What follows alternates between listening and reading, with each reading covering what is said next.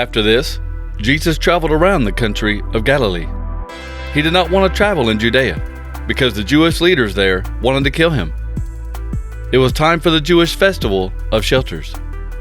So his brothers said to him, "You should leave here and go to the festival in Judea. Then your followers there can see the miracles you do. If you want to be well known, you must not hide what you do. So, if you can do such amazing things, let the whole world see you then." Jesus' brothers said this because even they did not believe in him. Jesus said to them, "The right time for me has not yet come, but any time is right for you to go. The world cannot hate you, but the world hates me, because I tell the people in the world that they do evil things. So you go to the festival. I will not go now, because the right time for me has not yet come." After Jesus said this, he stayed in Galilee. The time was coming near when Jesus would leave and go back to heaven. He decided to go to Jerusalem. He sent some men ahead of him.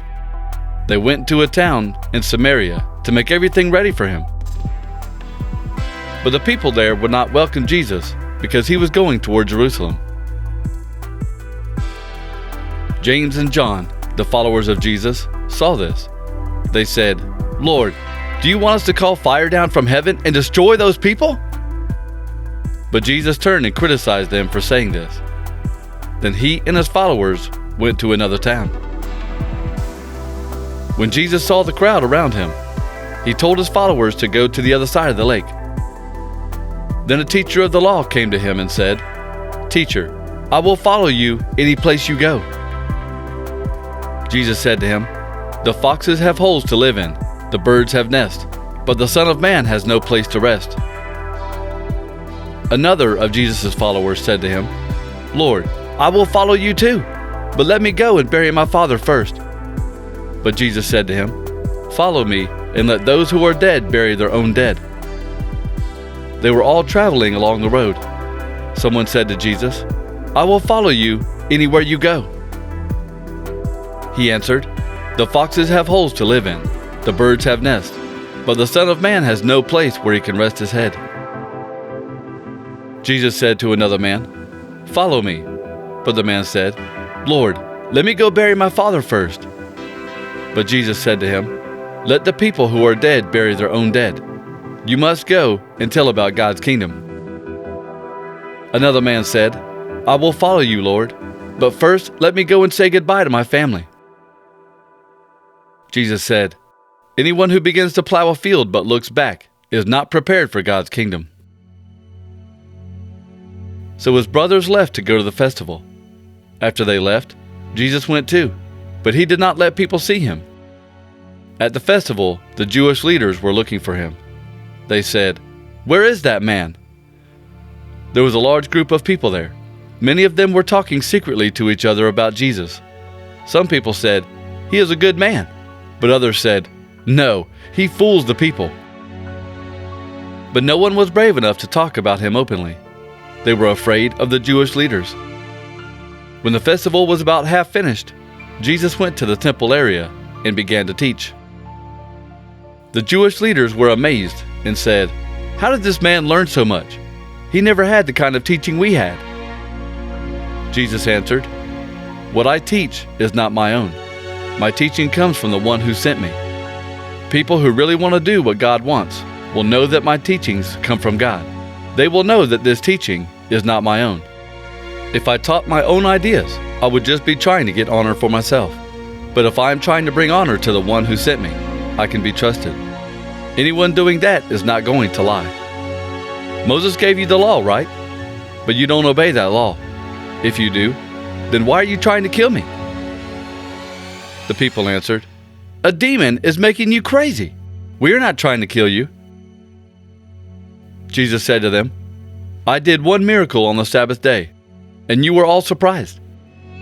But you obey the law Moses gave you about circumcision, and sometimes you do it on the Sabbath day. Really, Moses is not the one who gave you circumcision. It came from our ancestors who lived before Moses. Yes, you often circumcise baby boys on the Sabbath day.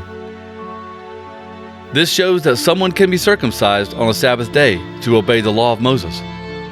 So why are you angry with me for healing a person's whole body on the Sabbath day? Stop judging by the way things look.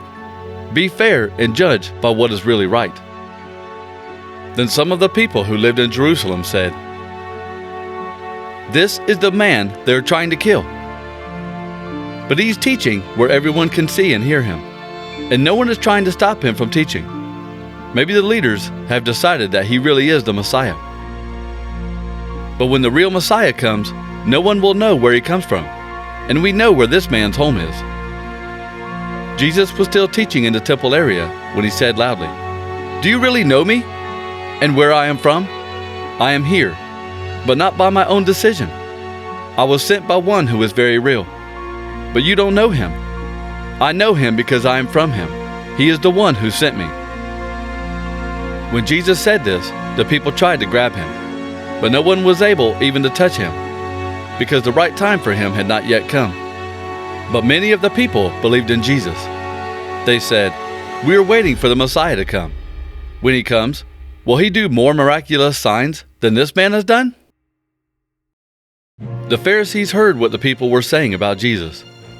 So the leading priest and the Pharisees sent some temple police to arrest him. Then Jesus said, "I will be with you a little while longer. Then I will go back to the one who sent me. You will look for me, but you will not find me, and you cannot come where I am." These Jews said to each other, "Where will this man go that we cannot find him? Will he go to the Greek cities where our people live? Will he teach the Greek people there? He says, 'You will look for me, but you will not find me.' He also says, 'You cannot come where I am.' What does this mean?" The last day of the festival came. It was the most important day. On that day, Jesus stood up and said loudly, "Whoever is thirsty may come to me and drink. If anyone believes in me, rivers of living water will flow out from their heart." That is what the scriptures say. Jesus was talking about the Spirit. The Spirit had not yet been given to people, because Jesus had not yet been raised to glory. But later, those who believed in Jesus would receive the Spirit. When the people heard the things that Jesus said, some of them said, "This man really is the prophet." Other people said, "He is the Messiah." And others said, "The Messiah will not come from Galilee." The scriptures say that the Messiah will come from the family of David. And they say that he will come from Bethlehem, the town where David lived. So the people did not agree with each other about Jesus. Some of the people wanted to arrest him, but no one tried to do it. The temple police went back to the leading priest and the Pharisees. The priest and the Pharisees asked, "Why didn't you bring Jesus?" The temple police answered, "We have never heard anyone say such amazing things." The Pharisees answered, "So he has fooled you too. You don't see any of the leaders or any of us Pharisees believing in him, do you? But those people out there know nothing about the law. They are under God's curse." But Nicodemus was there in that group. He was the one who had gone to see Jesus before. He said, "Our law will not let us judge anyone without first hearing them and finding out what they have done." The Jewish leaders answered, "You must be from Galilee too. Study the scriptures. You will find nothing about the prophet coming from Galilee." Then they all left and went home. Jesus went to the Mount of Olives. Early in the morning, he went back to the temple area. The people all came to him, and he sat and taught them. The teachers of the law and the Pharisees brought a woman they had caught in bed with a man who was not her husband. They forced her to stand in front of the people. They said to Jesus, "Teacher, this woman was caught in the act of adultery. The law of Moses commands us to stone to death any such woman. What do you say we should do?" They were saying this to trick Jesus. They wanted to catch him saying something wrong so that they could have a charge against him. But Jesus stooped down and started writing on the ground with his finger. The Jewish leaders continued to ask him their question. So he stood up and said, "Anyone here who has never sinned should throw the first stone at her." Then Jesus stooped down again and wrote on the ground. When they heard this, they began to leave one by one. The older men left first, and then the others. Jesus was left alone with the woman standing there in front of him. He looked up again and said to her, "Where did they all go? Did no one judge you guilty?" She answered, "No one, sir." Then Jesus said, "I don't judge you either. You can go now, but don't sin again." Later, Jesus talked to the people again. He said, "I am the light of the world.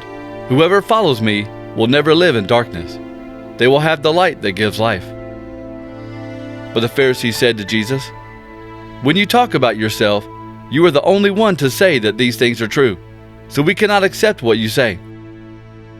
Jesus answered, "Yes, I am saying these things about myself, but people can believe what I say, because I know where I came from, and I know where I am going. But you don't know where I came from or where I am going. You judge me the way people judge other people. I don't judge anyone. But if I judge, my judging is true, because when I judge, I am not alone. The Father who sent me is with me. Your own law says that when two witnesses say the same thing, you must accept what they say. I am one of the witnesses who speaks about myself, and the Father who sent me is my other witness." The people asked, "Where is your Father?" Jesus answered, "You don't know me or my Father, but if you knew me, you would know my Father too." Jesus said these things while he was teaching in the temple area, near the room where the temple offerings were kept. But no one arrested him, because the right time for him had not yet come.